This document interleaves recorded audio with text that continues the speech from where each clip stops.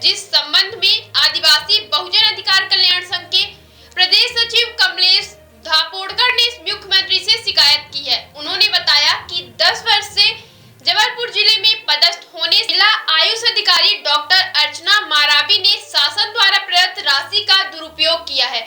उन्होंने शिकायत की है कि 2,80,000 रुपए की राशि संचालनालय आयुष द्वारा जिला जबलपुर अंतर्गत आयुष्मान आरोग्य मंदिरों हेतु लैपटॉप खरीदी के लिए प्रदान की गई थी।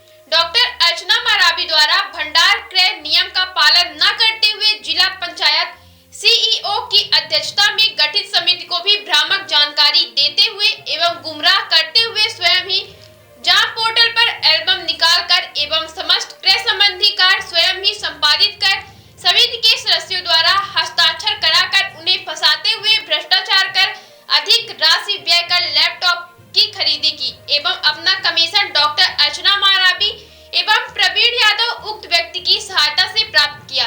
अर्चना मारावी पर आरोप है कि उनके द्वारा भंडार क्रय नियम 10/11 को ताक पर रखते हुए खरीदी की गई, जबकि कर्णिका 10/11 में स्पष्ट लिखा हुआ है कि 2.5 लाख रुपए से अधिक की खरीदी पर ई टेंडर अथवा जैम पर निविदा आमंत्रित करने के उपरांत ही पारदर्शिता पूर्ण खरीदी की जाए। तो इस नियम के पालन उपरांत डॉक्टर अर्चना मारावी भ्रष्टाचार करने में नाकामयाब हो जाती एवं कमीशन नहीं मिलता, इसीलिए उनके द्वारा प्रवीण यादव के माध्यम से खरीदी की गई और इसके पुष्टि के लिए उन्होंने साक्ष्य भी भेजे। आपको बता दें कि इसके पहले भी आयुष अधिकारी अर्चना मारावी पर गंभीर आरोप लग चुके हैं, जिसके लिए जांच टीम भी गठित हुई थी, लेकिन कोई कार्रवाई नहीं हुई।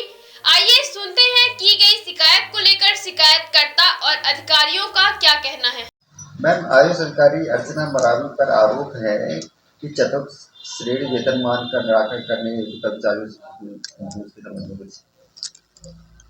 समयमान वेतनमान चतुर्थ श्रेणी का जिला आयुष अधिकारी को पात्रता उनको अधिकार है और ये अभी प्रक्रियाधीन में है और घूस के संबंध में तो मुझे कोई जानकारी नहीं। और ये भी आरोप है कि 10 साल से एक ही स्थान पर जमीन। हाँ, जिला आयुष अधिकारी अर्चना मारावी मैडम जबलपुर लगभग 9 वर्षों से अधिक लगभग कितने अधिक लगभग 9 वर्षों से अधिक उनका कार्यकाल है। विशेष कितना टाइम होता है कि एक जिले में बैठ सके अधिकारी? हाँ, प्रशासनिक अधिकारी को 3 साल का एक जिले में काम करने का प्रावधान है। अच्छा, एक और सवाल ये था मैंने कि आपकी अध्यक्षता में एक बैठक हुई थी जिसमें अधिकारियों के साथ कुछ उनके अभद्रता भरे व्यवहार रहे। जी हाँ, ये जनवरी 2025 को बैठक हुई थी, उसमें इस तरह की बातें हो गई थी। अगर मैडम के द्वारा कुछ अपशब्दों का इस्तेमाल कर दिया गया है। शासन के विरुद्ध कर्मचारियों के तबादले के संबंध में भी कुछ इनका विशेष योगदान रहा है। पिछले साल मैडम के द्वारा चतुर्थ श्रेणी के कर्मचारियों का तबादला किया गया था, जिसमें प्रतिशत से ज़्यादा का उनका तबादला था।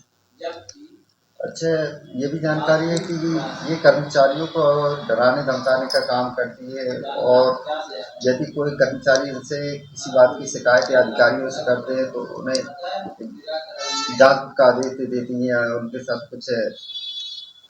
इस तरह की शिकायत तो कर्मचारियों के द्वारा मुझे नहीं की गई है, तो इसकी संज्ञान नहीं है मुझे। अगर इस तरह की अगर शिकायत है कर्मचारियों की तो मैं इसको संज्ञान में लूँगी, अपने तरफ से मैं इसको संज्ञान में लूँगी। अच्छा मैम, कर्मचारियों के प्रति एक आयुष अधिकारी का इस तरह का व्यवहार कितना सही है? बिल्कुल सही नहीं है, इस तरह का व्यवहार बिल्कुल सही नहीं है। तो शासन प्रशासन से कभी इनके पद को लेकर के कुछ ऐसा आदेश आया हो या कभी इनके खिलाफ जांच के आदेश आए हो?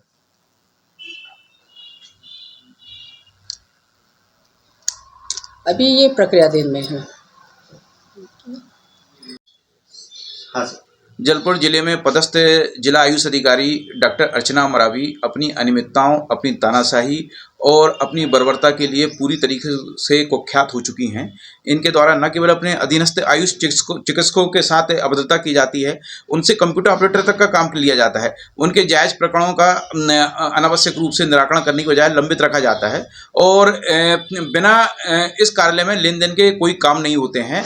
और इतना असंतोष है यहाँ पे आयुष चिकित्सा अधिकारी संघ के द्वारा इनकी पूर्व में भी शिकायत की गई है और अभी हमें ऐसी जानकारी प्राप्त हुई है कि राज्य शासन ने भी एक जांच कमेटी गठित कर दी है इनकी अनियमितताओं की जांच को लेके और हमारे द्वारा भी इनकी शिकायत की गई है शासन से, आयुष चिकित्सा संचालनालय से और आयुष चिकित्सा मंत्री से कि अर्चना मरावी को यहाँ पे 10-12 साल हो चुके हैं जलपुर में पदस्थ हुए और कोरोना काल में भी इनकी भूमिका बड़ी संदिग्ध रही है और ये इतनी ज़्यादा अनियमितताओं की आदी हो चुकी हैं कि किसी भी तरीके से ना किसी कर्मचारी से कोई संवाद करती हैं और सिर्फ हठ धर्मिता और तानाशाही पूर्वक तरीके से कार्यालय चलाना जानती हैं और चाहती हैं कि उनने कोई भी आदेश दिया तो उस आदेश का पालन होना चाहिए। इनके अधीनस्थ जितने भी चिकित्सा अधिकारी हैं, जो चूँकि इनसे कई सीनियर अधिकारी भी हैं लेकिन जिनको इनके अधीन के रूप में काम करना पड़ रहा है, अधीनस्थ चिकित्सा अधिकारी के रूप में काम करना पड़ रहा है, उनको भी जो है भरी बैठक में ये जलील करने से बाज नहीं आती हैं। तो ऐसी तमाम प्रकार की अनियमितताएं हैं और अनियमितताओं की जांच की हमने शासन से मांग की है और हम उम्मीद करते हैं कि शासन इस पर शीघ्र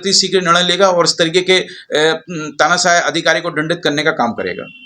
सर, इनकी तानाशाही के चलते एक पूर्व में केस भी हुआ था कि डॉक्टर को जो है ऐसे जी डॉक्टर ब्रजेश कुमार जो कि आयुष चिकित्सक थे और उनके एक अनियमितता में उनको फंसा के आपके द्वारा फर्जी बिल लगाए गए हैं, उनको विभागीय जांच कराने की बजाय उन्होंने पुलिस में एफआईआर दर्ज करा दी, पुलिस में प्राथमिकी दर्ज करा दी और पुलिस में प्राथमिकी दर्ज कराने के बाद आज स्थिति ये है कि वो जो डॉक्टर हैं न केवल टर्मिनेट हो चुके हैं सेवा से बल्कि उनको जेल तक जाना पड़ा। उसका उद्देश्य यह था कि सबसे पहले डॉक्टर ब्रजेश ने इनकी अनियमितताओं पर आवाज़ उठाई थी, तो उनकी अनियमितताओं पे आवाज़ उठाना उनको इतना नागवार गुजरा कि इनके द्वारा जो है उस चिकित्सक के विरुद्ध तमाम प्रकार के आरोप लगा के उनकी जो है शिकायत की गई वरिष्ठ अधिकारियों से और एफआईआर भी कराई गई और उसके परिणाम स्वरूप अन्य डॉक्टरों के अंदर भी यह दहशत और डर का माहौल व्याप्त हो गया है कि एक की इन्होंने नौकरी ताप ली है, यदि हम कुछ करेंगे तो हो सकता है कि हमारी रोजी रोटी पे भी संकट आ जाए।